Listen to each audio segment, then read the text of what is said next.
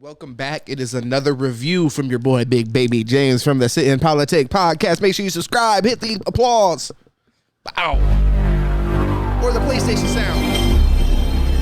Mix in the applause. Woohoo! We're here. We don't play games, baby. All right, we are in the building today to talk about the Wonka blockbuster of the year, of the summer. This is obviously the one that came out this year that is starring Timothée Chalamet from Dune, which he killed it in Dune. I'll salute to him on that. I gotta check out Dune 2, which just came out, but either way, he's in this. Hugh Grant's in this. Woo, baby. No Johnny Depp, sadly, but those are really the people of. No, let me see. Let me pull up here. We got Kayla Lane, shout out to her. Keegan-Michael Key from Key and Peele. He was actually pretty funny in this. He's probably the best part, in my opinion. Patterson Joseph, Matt Lucas, Matthew Banton. Shout out to all these people. Sally Hawkins. Shout out to every last one of them for coming together and making this movie, which was an absolute piece of shit. Hated it. Terrible. I just want to know, look, we started out with Gene Wilder, amazing performance, amazing movie, charming music, everything was beautiful about that. He's maybe a little bit bipolar.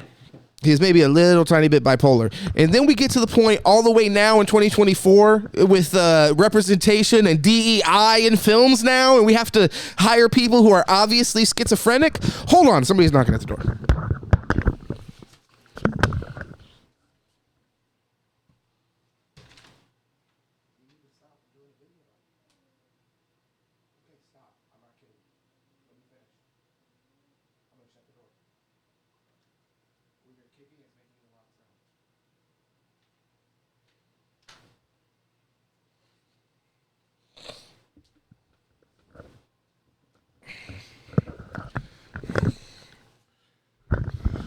Okay, and we're back. I didn't lose my train of thought.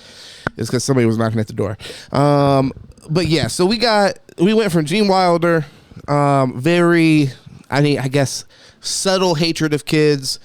Johnny Depp's, there was a downright hatred for the children as well. Possibly some stuff on the other end. It was creepy. And then we got this Timothée Chalamet version, which is like all in out, full on, like going through an episode of severe schizophrenia. The man sees things that are just not there, I'm pretty sure. So we basically get to him at the very beginning. His mom will make him chocolate every fucking 6 months, and they'll split a chocolate bar between the two of them, and that was just like his love in life. This is his origin story. We want to get into Wonka's origin story for really the first time. With the second film, you got to see a little bit of his dad, but completely different. The dad in this movie, I don't even remember if he was even a part of it, was in the picture. It was just the mom pressing chocolate. And he just loved that so much that was what his whole life was. He's coming to England. He had like fucking $50 on him. He was coming to England. Spoiler alert. Okay, I'm gonna get into some spoilers. My bad. Whew, should have said at the beginning. If you're still here, spoiler review. So he comes to England. He's got like $50 on him. He slowly ends up getting conned out of all of his money. Goes to this hotel with these two fucking idiots there that are robbing and enslaving people. This is Wonka's origin story. I want to make it very clear. What we know about Wonka is he ends up becoming the biggest candyman in the world. Okay? That's what we know about Wonka. The origin story they decide to give to us. He shows up in England. He's got $50 on him. He gets literally robbed and juxed out of all that money from street kids, just vermits, peasants, literally juxed him out of his money right off the bat. And then he turns around and immediately gets enslaved by these people because he signs this contract. This little girl who is supposed to be his best friend throughout the Charlie of this film, if you will. And she's like, don't fucking sign it. Don't sign it. She literally says, read the fine print. He immediately gets screwed out of that. Terrible. Just lazy. I mean, I guess maybe that is supposed to highlight how naive and trusting he is or something. I don't know. But why even have him be warned at that point? I guess it's to create this link between him and the girl, but just it was terrible. Our main character is a fucking stooge, is basically. To this point, what we've learned is, wow, okay, we just landed in England with this guy. We have a dream, I guess we'll call it. Fucking schizophrenic hallucination is what I'll call it. I don't think any of this is dreaming. I think this is happening in reality. He's fucking bugging, and he's a danger. Probably the best thing for society was that, never mind, he never came to England or something. It does show him his dealings a little bit with the Oompa people. Let's see here. Oh yeah, he's dealing with the people that are in charge of, like, basically the monopoly of chocolate in Europe. The chocolate cartel. God, literally called the chocolate. If the real cartel takes offense to anything, if they want to take offense to that, I'm cool with it. Whoever has to pay for that has to pay for that, because that's fucking ridiculous. The chocolate cartel, chocolate cartel, and they're just a bunch of doofuses, idiots. They want to steal Wonka shit, just like, what was kind of happening in the old movies where he had to shut stuff down. They're like, oh, we got to end this. He gives everybody, like, you've seen this in the commercial where he ends up giving people candy in the courtyard, and everybody's just like having a acid trip. Maybe that's what it is. Maybe he fried his brain. Maybe he's not schizophrenic. He might have fried his fucking brain off psychedelics. But that's what ends up happening in the courtyard. You get to see the police. You get to meet Key. And like I said, he's really funny in the film. It ends up being that he's kind of the extension of that chocolate cartel. The police are doing their bidding, and they're like, hey, no bullshit in this courtyard, no having fun. Also, you're not going to be able to sell your fucking chocolate here, buddy. And they enforce that. They're not bullshitting with them. The guy is getting paid off with chocolates, ironically, which ends up, biting him in the ass like it does all of us in the end. Cholesterol, fucking high blood pressure, there's a lot of shit that goes into that. Not great. So, rock with me, guys. Subscribe, sit in politics. We're vibing. We're talking about Wonka. It fucking sucked. Let's see. What else did we do? Oh my gosh. And yeah, he's sitting here trying to peddle the shit. He's sitting here trying to peddle the shit several times. People, and by the way, Slugworth is part of the chocolate cartel, if I'm not bugging. So that's one thing I want to say. Slugworth is all over the place. What was he in the book? Because I feel like they changed his character so dramatically in every film. So yeah, and this film was really no different. They end up, by the way, obviously they have to come back. They have to thwart the plans of the chocolate cartel to not allow people to enjoy high quality chocolate and all that. They just want to feed them their garbage chocolate. They didn't want Willy Wonka to come up and make his money. This was a pro-capitalism film, 100% from start to finish. Big bake, take little bake, fucking all that. But no, so they end up beating the chocolate cartel in the end. They end up doing some really shady shit. People end up almost getting drowned in chocolate. There's some fun stuff that happens around that point in the film. For a lot of the film, he is just slaving away and just has to work at this fucking rundown hotel. That was all a waste. The singing, by the way, we can't talk about this without talking about the singing. This was fucking one of the worst parts. All the songs were terrible. Like, that's one of the main things with the Willy Wonka movies. Do not fuck up the songs. Like the Timothée Chalamet, his voice, he's an actor. I feel that. Weak, brother. It was weak as fuck. And the songs, that was the worst part. It wasn't even that his voice wasn't that inspiring, because, like, Gene Wilder's wasn't that crazy in the first one either. But the songs were so fun and catchy and, like, really encapsulated the vibe of the movie. In this, I would say they attempt to definitely capture the vibe. But the vibe of the movie is so off, at least for me, that I think that's probably what it is. They do a good job, if I'm being honest, to really capture, like, and be consistent with tone of the film to tone of the songs, and tone of the music. But in the end, I hated the tone. I hated the delivery. Like, Timothée Chalamet was a fucking psychotic in this movie. Like, how he talked to people. Like I said, you see it in the trailer was, you know what I mean? The signs were there. But his like, hey, 1, 2, 3. Oh my God. Like, bro, his fucking weird spazzy shit was just too much. I'm having a hard time seeing how that character gets to the next point in the story, but we'll see. At the end, the climax of the movie ends up being completely unearned. Like I said, they overthrow the evil chocolate empire.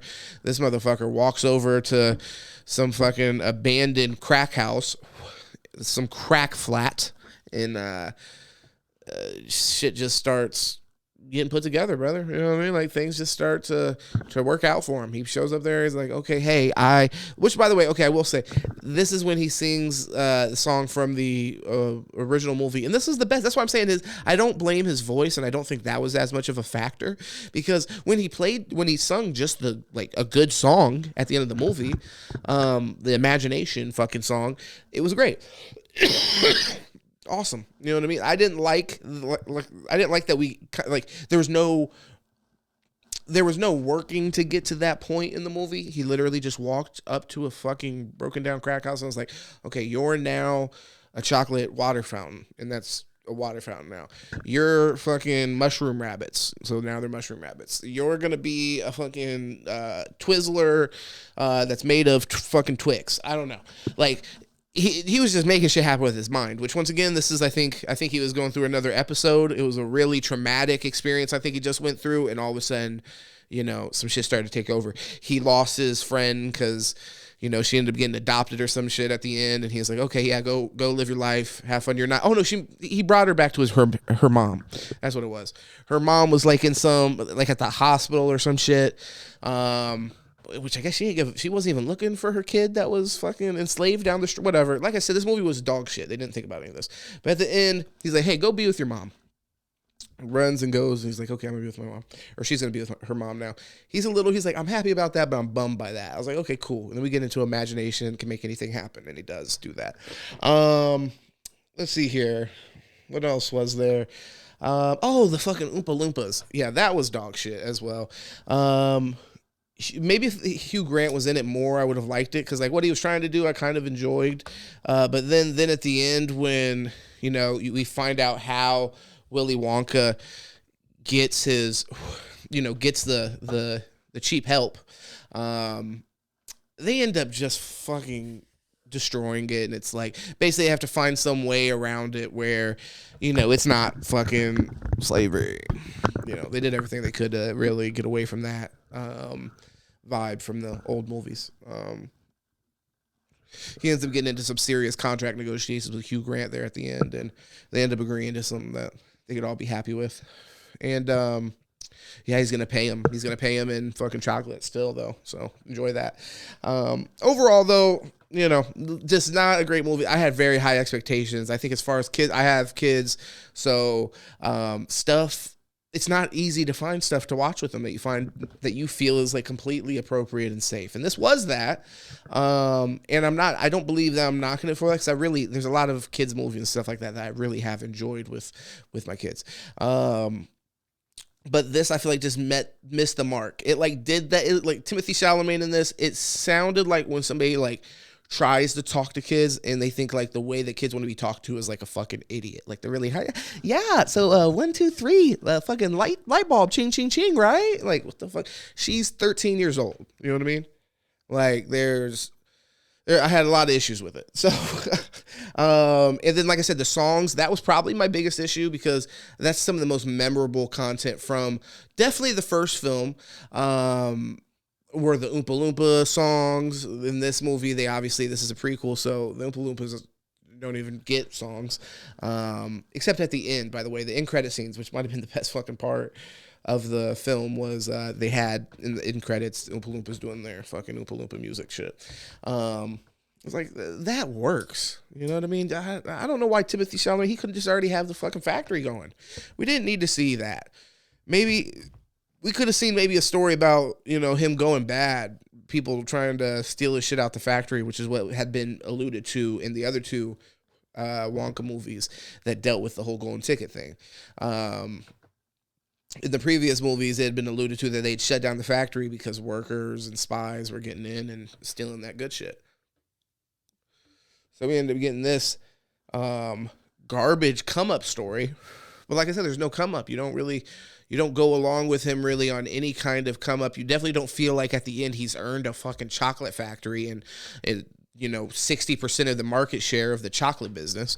At the end, you're kind of just like, well, like I said, just like, what the fuck? Like at the end when he's dancing around, and once again, still one of the best parts of the movie because they take the old Gene Wilder song.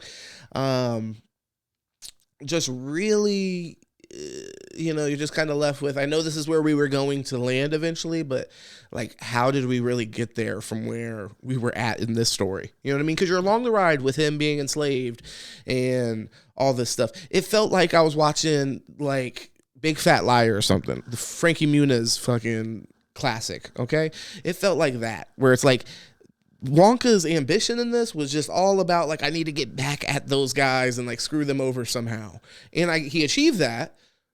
But that doesn't lead to, okay, now at the end of this, I have a completely highly functional, magical fucking chocolate factory that works on dreams. Like, yeah, that's just, I don't know.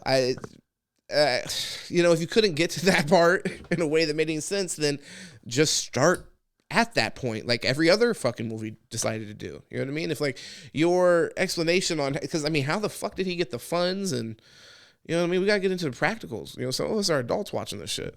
I'm like, does he own that land? I'm confused.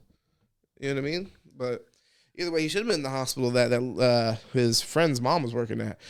Best part of the movie, though, in my opinion, was probably Keegan-Michael Key. He was funny consistently. At some point, he doesn't want to work with them, the chocolate guys, and then he doesn't want to work for the cartel, and then he's like, oh, okay, I will, because they're going to give him a lot of chocolate. Then he ends up showing up, and he's like, crazy fat, and it's a thing. So, I mean, it's funny. Everywhere else, nothing really stuck out. I did think Hugh Grant was kind of funny. Hugh Grant is funny, and his humor is humorous, and he has good comedic delivery and all that. So I do think the movie would have benefited by him being in it a little bit more. And the Oompa Loompas are interesting characters. If we got some more on their whole story, then I think that probably would have been good. Instead, they wanted, Willy Wonka to be the beggar chocolate maker in this and just be running around and just doing nonsense. So, yeah, not impressed. I'm sure I'll check out whatever else comes out from this because I'm a fan of the franchise in general. Even the Johnny Depp one, to be honest, I didn't like when I was a kid. And I remember people really hating that. And it came out and I was pretty young. But I've watched it again as an adult. And I have to say, actually, I appreciate that one more now for what it is. I still don't think it's better than the Gene Wilder Willy Wonka. I think that really nailed it. And just from everything, from the wholesomeness, which came off as like, maybe we're so fucking jaded as a society that trying to do that when Timothée Chalamet tried to do it in this movie, it came off as like, don't be wholesome. I don't want that from you at all. You know what I mean? Not that I want him to be a fucking freak and be running around here fucking licking people's faces or anything crazy, but I'm just saying, like, the over the top, like, really nice wholesomeness, it was, for me in this movie, it was cringe. A lot of it was cringe. The music in this was just very disappointing. The only time that really the music grabbed my attention was when he's going through his psychotic break, and his entire vision is coming true in front of his face based off imagination. That was the song performance and stuff was like, it was good and made me feel a little emotional, made me feel the nostalgia for the previous one. So it was a little bit of a cheap trick there. But that's what I'm saying. When they tried to do it on their own, they weren't able to accomplish it, in my opinion. So that's just what it is. But let me know if you want to hear more conversations like this. This is your boy Big Baby with the Sin Politics Podcast. Make sure you subscribe. Go follow us everywhere. Spotify and Spotify and iTunes, actually. Go find us there for full episodes of the podcast where I chop it up. I chop it up with different individuals. Sometimes I hop on there and I just go crazy like this for a long time by myself. But either way, go subscribe everywhere for that. Go find us on social media. Hit me up if you want to collaborate or just want to chop it up. I'd love to hear from any of you guys out there that enjoy the content. I appreciate y'all for tuning in. Appreciate y'all for supporting this content. It means everything. And right now on YouTube, we're fucking fighting a fucking shadow ban like crazy, these bastards. But we are about to hit 1,000 subs. Either way, it doesn't matter. Can't stop us, baby. Can't stop us. Can't hold us back. Can't stop, won't stop. That's what it is. Make sure you show some love. Subscribe. Get in the comments. Let me know what you thought of Wonka. What was your favorite part? Did you think it was terrible like me? What was your favorite Wonka film? Actually, let me say that before I hop off here. Now we'll hop off here. So the number one, Gene Wilder. I actually will put the Johnny Depp film above this one 100% because the Johnny Depp film I think was funnier. If you go back and watch it, like I said, as an adult, he is really cooking those kids. Like anything they have to say, he is shitting on them. I didn't realize that as much on the first one. First time around, I mean, and yeah, I think it has its own unique thing it's trying to do. I think that movie also really fails with the Oompa Loompas. But some of the songs are actually kind of interesting, and they really handcuff themselves a lot to the original because it's like basically the exact same story, just tweaked. So even that, though, I feel like did a better job representing whatever the kind of like Wonka experiences that we're looking for. This was kind of like a hodgepodge. I mean, I appreciate that they did their own thing, and this one might have even felt like the most like true to like a kind of, like I said, like a wholesome experience. I think the actual execution of all of it, from writing to how the lead specifically deliver the performance, I think that's where it really missed. But the tone of like, you know, the aesthetic that I guess the director would have been more setting that up, I think that actually kind of hit it a little bit closer to home than the story itself did, the writing. But I mean, the costumes, the wardrobe for like Timothée Chalamet, that was really dope. You know, the really deep purple a lot of times being shown there was cool. You know, the look was great. The look of the area, the town was really cool. It just looked like it, you know, could exist in a fucking world where there's some like mad scientist chocolate maker. So there's a lot of promise there. I just like, really the main thing is, you know, this Wonka is the king of cringe, and that really came through. It was cringe. So that was my biggest issue with it. Make sure you show some love and subscribe, and let me know what you think. And, you know, I'll accept that either way. I appreciate you for tuning in, watching this video. Hopefully you enjoyed it. Give me a like, share the video with other people that enjoy movies, may want to get involved in some kind of conversation like this. And much love to y'all. Have a great day.